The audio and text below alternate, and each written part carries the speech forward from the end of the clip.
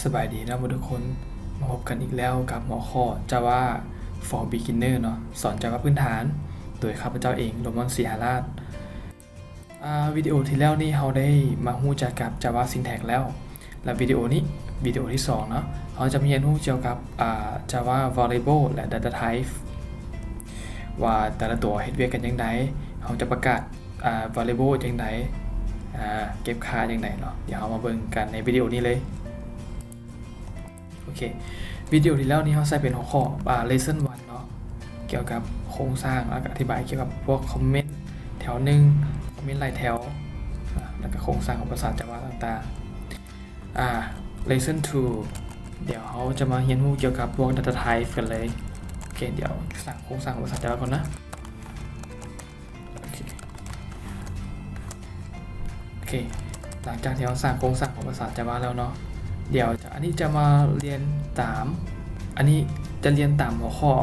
ของตัวข้าพเจ้าเองเนาะที่ว่ามีไอเดียที่คิด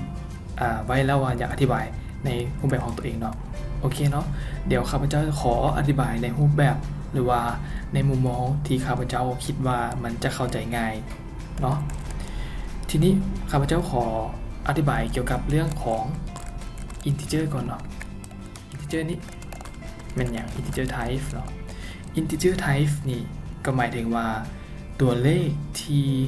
จัดเก็บหรือว่าตัวเลขที่เราสามารถจัดเก็บใน type อันได้ก็ต่อเมื่อว่ามันเป็นจำนวนถ้วนบ่มีจุดน้อยหนึ่งก็บ่ได้จำอีกอย่างก็บ่ได้ถ้วนอย่างเดียวทีนี้เนาะเข้าใจเนาะเขาขอเริ่มไล่จากน้อยให้ใหญ่กันเลยตัวที่น้อยกว่าหมู่ก็คือจะมีเขาเอิ้นไบต์เนาะไบต์สมมุติเก็บnumber 1ซะ number 1ไบต์นี่จะมีค่าอยู่1ไบต์เนาะไบต์เนี่ยตัวที่2ก็คือซ่อจะใหญ่ขึ้นกว่าไบต์น้อยนึงnumber 2จะใหญ่ขึ้นกว่าไบต์น้อยนึงถ้าจือบผิดซ่อนี่จะมีขนาดอยู่2ไบต์เนาะซ่อนี่ถ้าจือบผิดจะมีอยู่2ไบต์ตัวต่อมาเป็นอิงนี่มีขนาดอยู่4ไบต์เก็บตัวเลขจำนวนเต็มคือกันเนาะ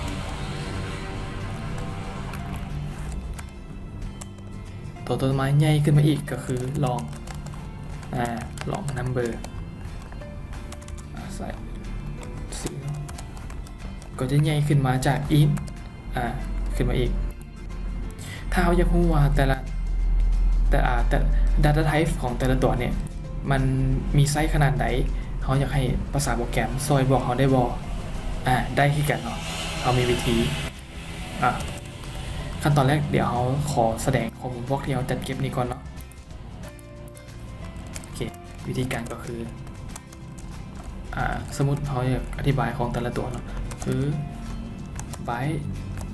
เดี๋ยวขอเป็นไบต์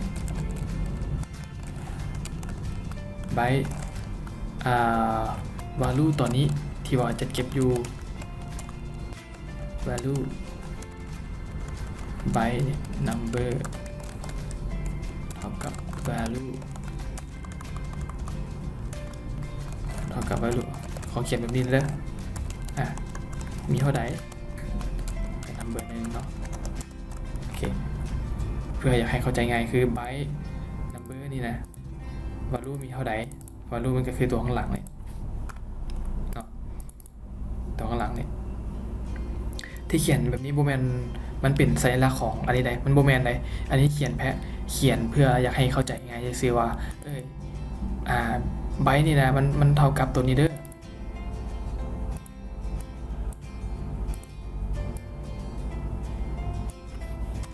โอเคเนาะไบต์ number นี่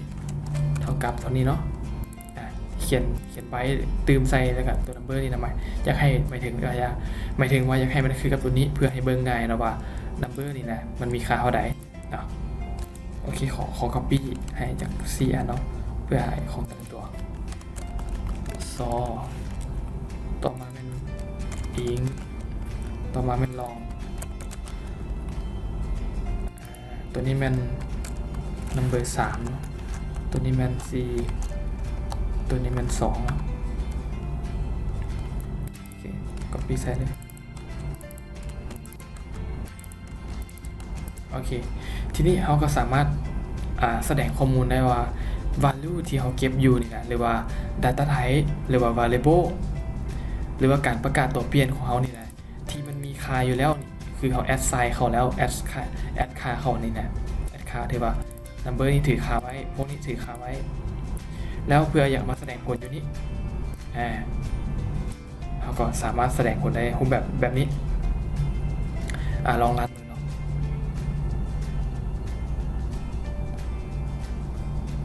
เห็นว่าการแสดงของเขามีรูปลักษณะนี้ถือว่าถูกต้องเนาะมันเอาค่า value ที่มันจัดเก็บมาแสดงเลยเมื่อกี้นี่คำถามเขาคือเขาได้ว่าไปข้าพเจ้าได้ว่าก่อนอันนี้นะว่าเขาอยากแสดงว่าไซส์ของรองนี่นะมันจัดเก็บได้เท่าไหร่เขาจะยังไงวิธีการก็คือเขาเขียนเอาใส่คำสั่งได้เลยเนาะสมมุติเอาไบต์ก่อนไบต์ไซส์เท่ากับเครื่องหมายบวก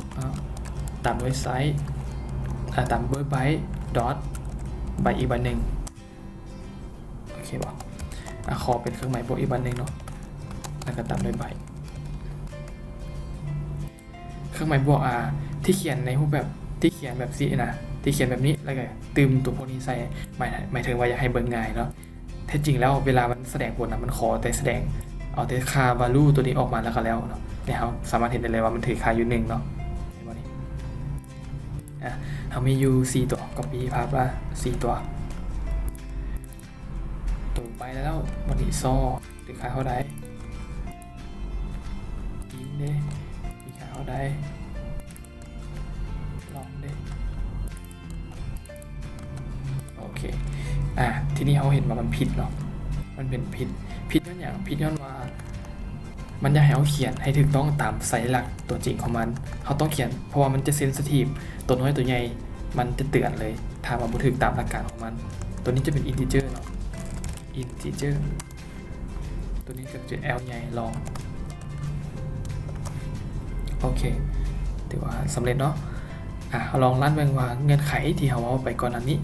เขาอยากให้มันแสดงว่าdata type ของเขานี่มันมีค่าเท่าใดหรือว่ามันถือขนาดมันมีไซส์ขนาดใดเนาะแล้วก็มันมีค่าเท่าใดมีค่าเท่าใดแล้วก็มีไซส์ขนาดใดอยู่ด้านรูปเนาะโอเคลองลั่นเบิ่ง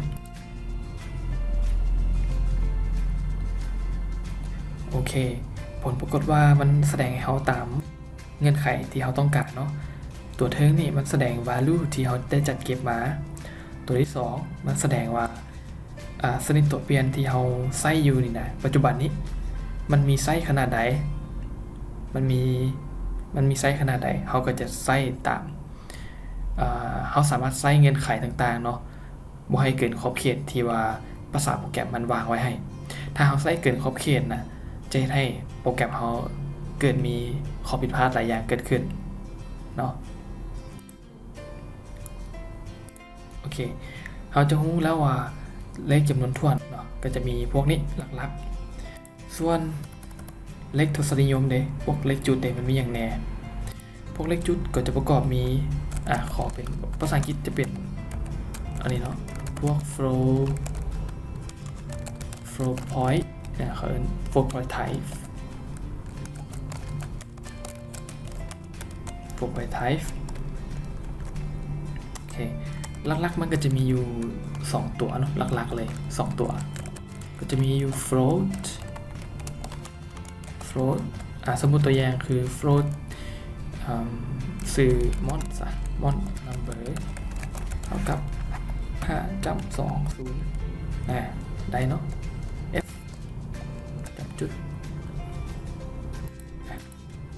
f ตัวนี้ก็หมายถึงว่ามันเป็นของ float เด้อมันสามารถเป็นเลขจุดได้เด้อประมาณเนี้ยมันก็จะเป็นเลขจุด float นี่ก็จะถือค่าอยู่ประมาณอยู่4 ไบต์เนาะคันจือบ่ผิด4 ไบต์นี่แหละถึงละส่วนถือค่าอีกรูปแบบหนึ่งที่เป็นเลขจุดคือกันเขาเอิ้น double เนาะ double จะใหญ่มีค่าใหญ่กว่า float เนาะเพราะว่า1 เท่าตัวเนาะ float นี่จะถือค่าอยู่4 ไบต์แต่ว่า double จะถือค่าอยู่8 ไบต์ซึ่งหลายก่อนแล้วเนาะโอเคสมมุติเอา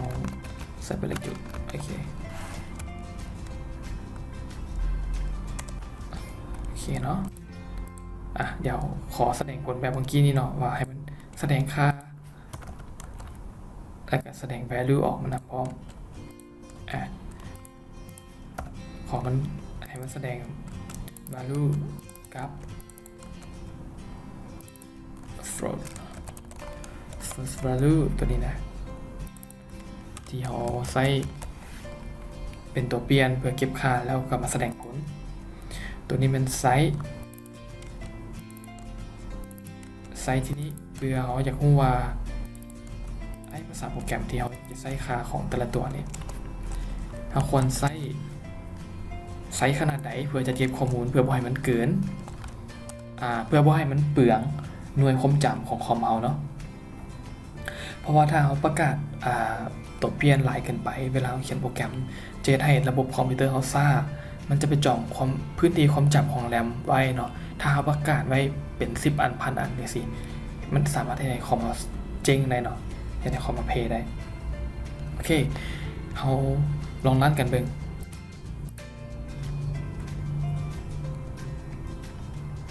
โอเคเนาะเห็นว่าผลการรันของเราถูกต้องเนาะเห็นบอกว่า